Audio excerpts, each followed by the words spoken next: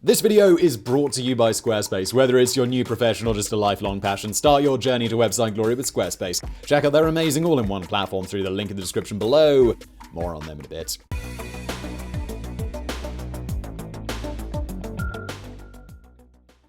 Today's protagonist grew up as a destitute child in Victorian England. Fueled by a thirst for knowledge and self-improvement, he turned to books for companionship and to writing as a means of fostering his ideas. During those lonely days, two fears burrowed deep into his mind: that he would never become famous, and that he would die a virgin. If we could use the titular invention from one of his novels, we'd go back in time to reassure the boy. We'd tell him, "Have faith, Bertie. Your books are going to sell in the millions. Your ideas will influence generations of writers and even help shape society. And don't worry about another thing. You'll see plenty of action." Welcome to today's Biographics, in which we'll learn about the life, works, and loves of Herbert George Wells, one of the fathers of modern science fiction.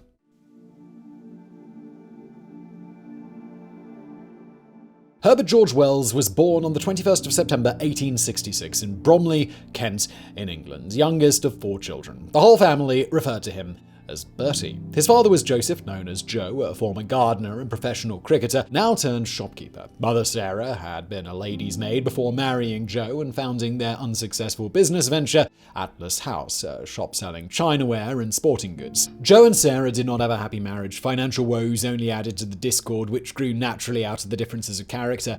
Sarah was anxious, devout, and inclined to pessimism. Joe was irresponsible and allegedly a philanderer. But he was also an irredeemable optimist who believed in personal growth. In later life, Wells's character and worldview would swing between the two extremes. But as a schoolboy, Bertie sided squarely with Team Joe, adopting an optimistic attitude and diving headlong into study and self-improvement. He had read voraciously from an early age, especially when a broken leg immobilized him at the age of 7. At the age of 13, he had written his first complete work, The Desert Daisy, a humorous comic strip, all the while excelling in his studies at the Bromley Academy, a private school. But as he turned 14, Joe and Sarah could not afford the school fees any longer. Bertie and his 2 elder brothers were sent into the world as apprentices with a draper. Bertie was fired by his first employer and joined Sarah in Uppark House, West Sussex.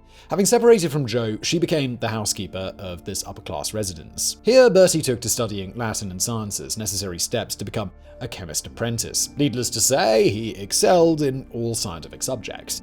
But there was a catch. The pharmacist who was going to employ him was not going to offer him a salary. Worse still, he expected payment to have Wells as an apprentice. Neither parent could afford this, so Bertie had to return to a business he hated: drapery. From 1881 to 1883, he loathed every minute he spent at Hyde's Drapery Emporium in Southsea, Hampshire. Bertie worked 13-hour days, slept in a crowded dormitory with the other apprentices, and endured constant bullying by the shop manager. But he never gave up on his studies, vowing to dedicate all of his spare time to studying. After 2 years of this rigorous routine, he received an offer to join Midhurst Grammar School, West Sussex, as a student and teacher's assistant. By September of 1883, Bertie was rid of drapery and ready to start at Midhurst. But it came at a price.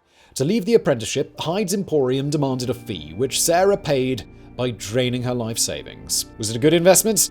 Well, it appears so, as Bertie thrived in an academic environment. In 1884, he entered the Normal School of Science in London, attending the biology class of T.H. Huxley, a vocal supporter of Darwinism. Thanks to his good grades, Bertie had obtained a government scholarship for trainee teachers and was set on to the next stage of his life.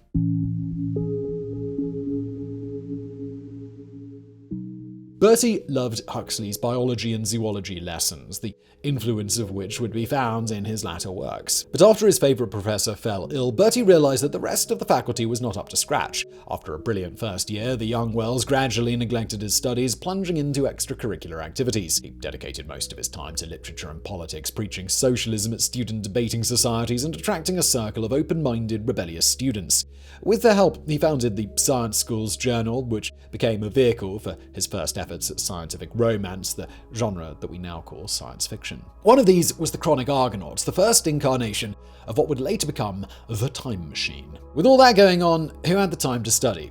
Well, not Bertie. In the summer of 1887, he failed his final geology exam and left the Normal School of Science without a degree. Luckily, Wells landed on his feet and secured a teaching post at Holt Academy in Wales. During his brief time there, he enjoyed the occasional game of football or soccer with his pupils. But during one of these matches, a pupil tackled Wells so badly that he suffered from a crushed kidney and a lung hemorrhage. To top it all off, the young teacher was also diagnosed with tuberculosis and had to leave his job. Wells joined his mother at the Uppark residence to recuperate and was once again fit for work in autumn of 1888. This is when his teaching career properly took off. Wells taught science at the Henley House School in London. This small institution had only 13 pupils, one of which was A.A. Milne, the future creator of Winnie the Pooh. Wells also resumed his university studies, earning his Bachelor in Sciences in 1890 with a first class in zoology and a second in geology. But the big event of this period was that Wells had fallen in love, and she loved him back. Her name was Isabel Mary Wells. Apparently, it wasn't only royals and aristocrats who married amongst cousins. Bertie and Isabel married on October 30th, 1891, and moved to the London borough of Wandsworth. In addition to teaching, he took on additional writing jobs, mainly for scientific and educational publications. Wells's textbook of biology, published in 1893, remained in use for the next 30 years. In 1891, Wells's health deteriorated again, most likely due to another bout of TB. He had to give up teaching again, relying entirely on freelance writing to support Isabel and himself. Luckily, Wells had struck gold with a winning formula. Alright, we'll get back to today's video in just a moment, but first, here's a word from today's video sponsor, Squarespace. This is the age of creation. Everyone is on the internet making something. You've either got a great idea yourself, or you probably know someone who does. And when it's time to move their project from your head to the screen in front of you, that's where Squarespace comes in. It's the perfect web tool to help you fashion the internet into whatever you want it to be. Maybe you're the hands-on type, you've got lots of opinions and ideas about what exactly your website should look like. If so, very cool. Squarespace gives you all the customization options you could ever want, with no updates, no patches, no technical BS to worry about. Or maybe you just need something that's functional, something that works with minimal thought so you can stay focused on the content and not the coat of paint. Well, just use one of their quick, beautiful templates to make a website that's both fresh and simple. And once you're done setting up your website and locking in the name, maybe playing with some of the colors, there are so many extra features that Squarespace provides so that your website can thrive. Email campaigns, patronage portals, social integrations, member-only areas, analytics, commercial options, 24/7 customer support, everything you'd ever want in one place. So when you're ready to get started on the next project of yours, big or small, if it involves a website, it's got to be with Squarespace. Right now, you can go to squarespace.com for a free trial, and when you're ready to launch your new site, go to squarespace.com/biographics to save 10% off your first purchase of a website or a domain. And let's get back into it.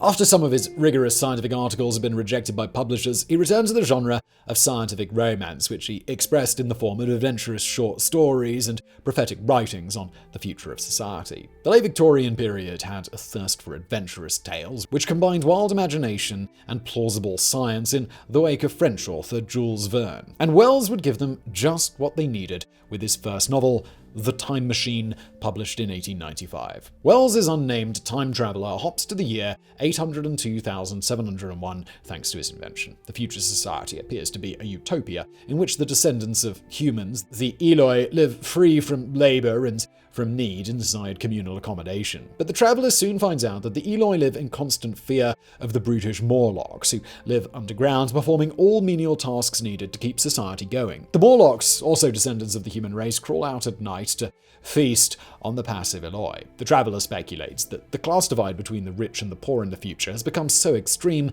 that they've evolved into separate species. According to Matthew Taunton, lecturer at the University of East Anglia, the author's intention was to portray a socialism gone wrong, where the cannibalistic proletariat prey on the effete aristocracy. It's an interesting point, as Wells was and always remains a proponent of socialism, pushing for broad societal reforms. And yet, he seemed to issue some early warnings about the dangers of violent, revolutionary change. The success of The Time Machine was followed by a surge of creativity. Between 1896 and 1901, the author completed some of his best-known novels: The Island of Dr. Moreau, The Invisible Man, The War of the Worlds, and The First Men in the Moon. We'd love to spend a few words on each one of these and other masterpieces, but time and word counts are ruthless tyrants. Luckily, you can read most of Wells's productions for free online. I'll only focus on one today, The War of the Worlds. This is the book that set the blueprint for alien invasion fiction. In a few words, a Martian landing party flies to Earth, massacring and destroying everything in their path. Humanity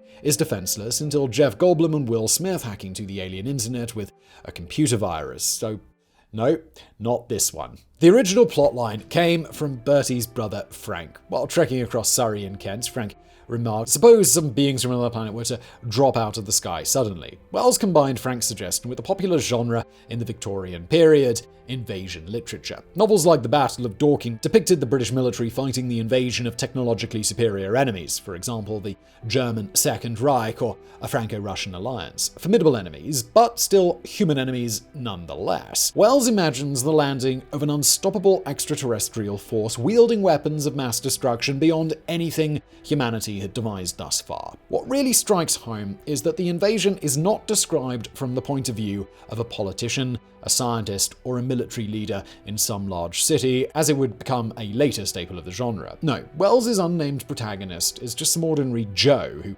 resides in the leafy, middle-class, slightly boring Surrey suburbia, a countryside permeated by the most visible and desirable consequences of colonialism and imperialism, technological advance, wealth, railways. But it takes only for a mysterious cylinder to land, and the top superpower of the time, Great Britain, becomes a victim of ruthless colonizers.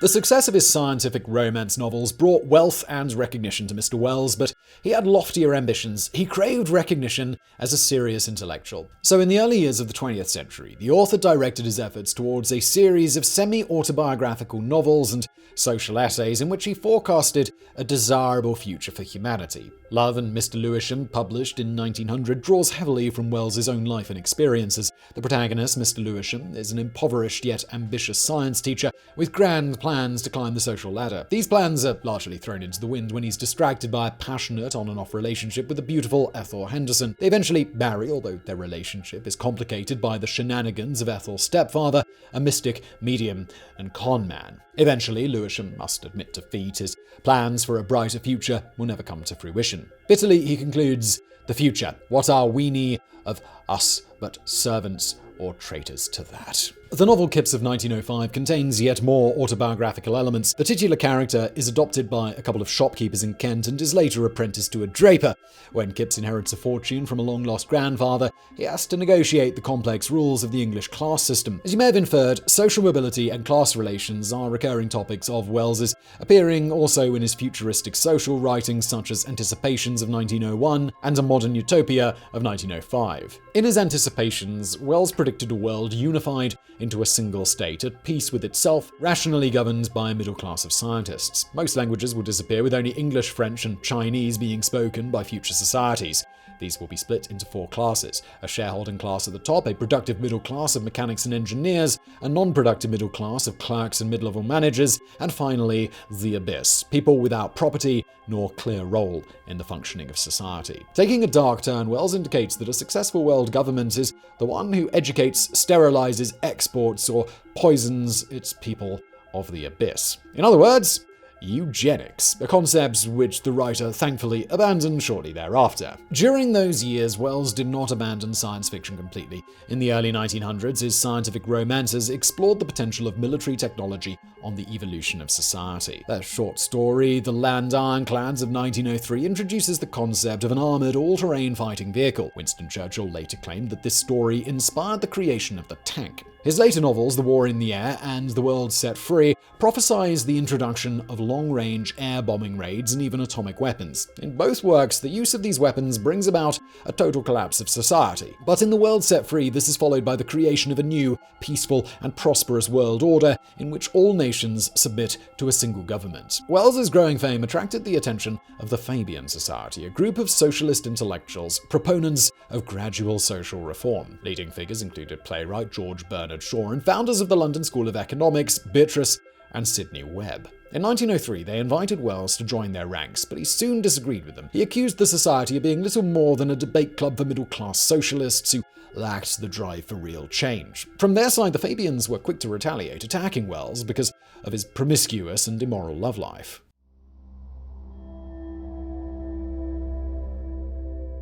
Based on the last section, Mr. Wells may appear as someone who was married to his writing desk. They did sire many children after all, but the author was not devoid of carnal passion, far from it in fact. His lust for pleasures of the flesh eventually alienated his wife Isabel, who simply did not have the same taste for conjugal visits. According to Wells, Isabel thought that lovemaking was nothing more than an outrage inflicted upon reluctant womankind. Shortly after marrying Isabel, Wells had already started a relationship with a student of his, Amy Catherine Robbins, whom he called Jane. Jane and Bertie moved in together in January 1984. Wells obtained a divorce from Isabel exactly 1 year later, and the new couple married on the 27th of October 1895. The couple went on to have 2 sons, George Philip and Frank Richard. While Jane was pregnant with George, Wells argued that her body and overall health were too fragile to withstand his amorous requests. In other words, Bertie claimed the right to sleep around with other women whilst Jane was expecting, and it seems like Jane was happy with the setup. Between 1895 and 1914, Wells had frequent affairs with students, writers, and journalists seduced by his blue eyes and magnetic rhetoric. The most notable lover was a young Cambridge student and Fabian member, Amber Reeves. When Wells learned that Amber was expecting his child, he hurriedly arranged for her to marry a young barrister, George Rivers Blanco-White. At that time, Wells was trying to wrest control of the Fabian Society off George Bernard Shaw's hands. When in 1908 news spread of the affair and the questionable arrangement, the writer was expelled from the society. As usual, Jane was an incredibly patient wife, even welcoming Amber into the family life and helping her buy baby clothes. Their baby daughter, Anna Jane, would be acknowledged by Wells only in 1929. The next love of Wells's life was a feminist journalist, Cicily Isabel Fairfield. She was also known as Rebecca West. West attracted Wells's attention with one of her scathing reviews, an attention which turned to friendship, which turned to an affair in late 1913. Rebecca bore Bertie a son, Anthony West, on August 4, 1914.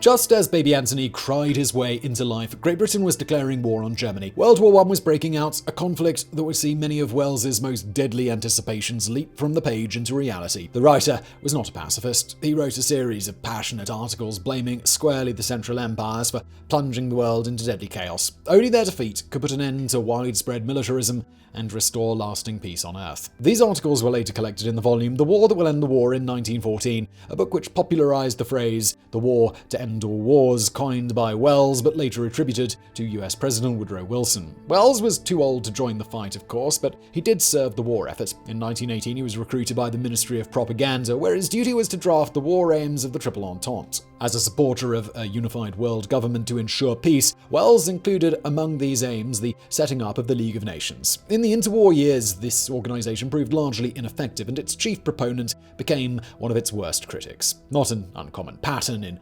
Wells's life. For example, in September and October of 1920, the writer traveled to Moscow to meet Lenin and Trotsky. While initially impressed by the pragmatic, energetic action of the Bolsheviks, he later described Russia as a country nearing a state of total collapse. In the same year, Wells published another non-fiction work, The Outline of History. His aim was to describe the whole of human history and how humanity had evolved since its inception. The underlying subtext was that the key to peace, progress, and security were neither nationalism nor revolution, but rather education. The Outline of History proved incredibly popular, bringing Wells new fame and plenty of face time with world leaders throughout the 1920s and 1930s. For example, in 1934, he met with Franklin D. Roosevelt and later got to interview Joseph Stalin for the magazine The New Statesman. The writer was not impressed by the Soviet leader's mental acumen, writing that he has little of the quick uptake of President Roosevelt and none of the subtlety and tenacity of Lenin. His was not a free impulsive brain nor a scientifically organized brain.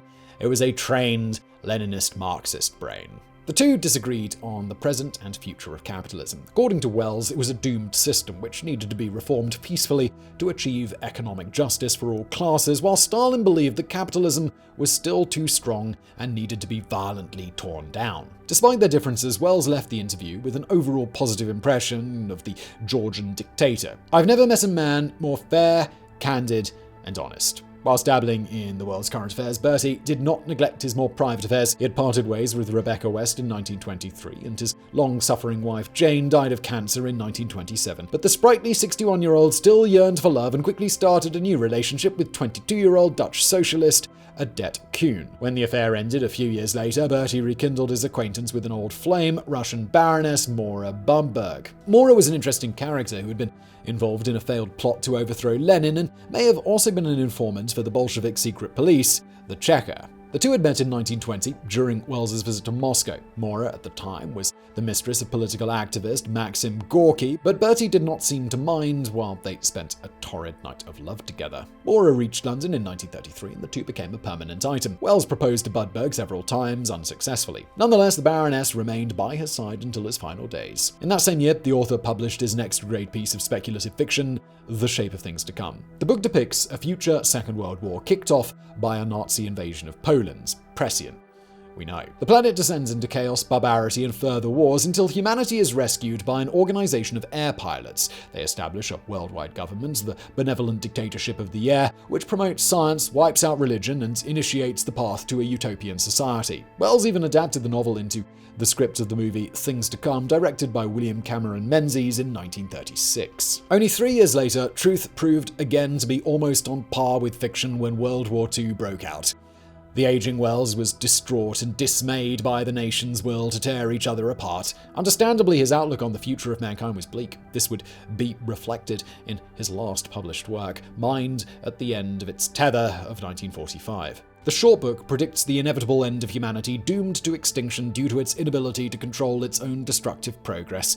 Nonetheless, the author still maintained a glimmer of hope, which he poured into a grand project, the drafting of an international charter of human rights. His persistent efforts to attract attention on the issue eventually led to the Universal Declaration of Human Rights, adopted by the United Nations in 1948. Unfortunately, it never reaped the deserved acclaim for his project. On the 13th of August 1946, 1 month before his 80th birthday, Herbert George Wells died in his sleep. He had wished for his epitaph to be, "I told you so, you damn fools." But no words were engraved on his headstone. In fact, he did not get one. H.G. Wells was cremated and his ashes scattered from an airplane. A fitting end. Now, just before you leave today, maybe you're looking for something else to watch, why not check out my new channel called Warographics? Want to know all of the details about some of history's most famous battles and wars? Come join me on Warographics, from Sherman's March to the Sea to Operation Barbarossa. If it's got people fighting each other, or occasionally animals, we will cover it. There is a link below.